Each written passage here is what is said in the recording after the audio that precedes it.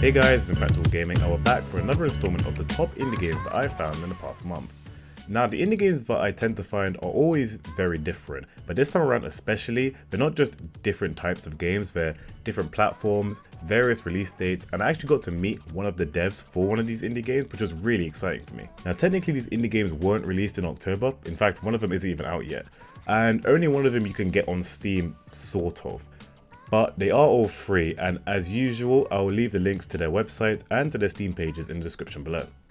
So, let's get into it. First, we have Dodgecraft by Allforce, a 2D vector-based shooter that you can get on iOS and Android. Now, I actually found this game out very differently to how I normally would. I saw it on Twitter and thought it looked pretty interesting, and then I went to EGX 2019 in London and I actually got the chance to meet and talk to the devs along with a number of other black creators, which is an amazing experience. They're really great guys who have a real passion for games and making games, and Dodgecraft is their first game from their studio. The concept is as the name suggests. You maneuver around in a spacecraft that continually moves, and you have to dodge oncoming asteroids and enemy ships that are shooting at you. As you're on a phone, you turn by tapping the left and right sides of the screen, and the rest is automatic. But you can't just defend forever. You have the chance to go on the offensive whenever a power-up pops up at random. You have the boost, which generates a shield, protects you and destroys anything you touch. The regular gun, which lets off missiles, the blitz gun, which is basically a machine gun and lets off a rapid fire of bullets, and the close range bomb, which blows everything in a small radius. In my experience, the shield is the best as you literally can't get hurt, whilst the blitz gun is OP as hell and you can just turn around and destroy everything in your path. You play until you lose health and aim to get the highest score. You can also upgrade your grasp by gaining points or paying for them to increase health, speed and durability. I enjoyed playing Dodgecraft, especially now that I'm in my phase of playing quite a few mobile games. This one is really quick and fun to play in your spare time. If I had to be critical, it's the fact that you can't gain back health after losing it seems, and I feel like a health pack popping up every now and again would make my playthroughs a bit longer than just 2 hits. Also, I wish destroying enemies rewarded you with more points considering how dangerous they are to your playthrough, and 10 just doesn't seem enough to me. Those minor issues aside, I highly recommend playing this game, and I'm glad I got to meet the guys behind Allforce in person. Genuinely check them out, and Dodgecraft, it's a lot of fun. Next up we have Chapeau by Salt Castle Studio.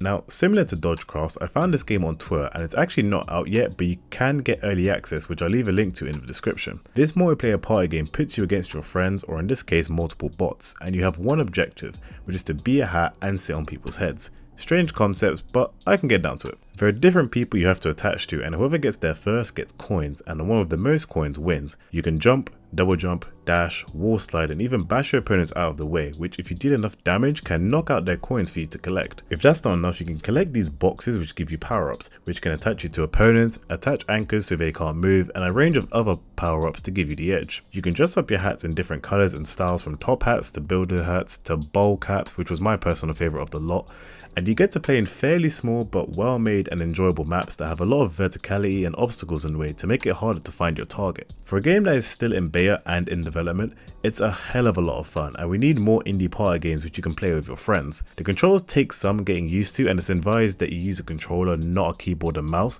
but once you get the hang of it, you can really compete. All that being said, I was nowhere near good enough against the bots. I even put one of them on easy and I still came last every time. That could be down to me not being good and reacting too slow to the changing target, or the bots are OP.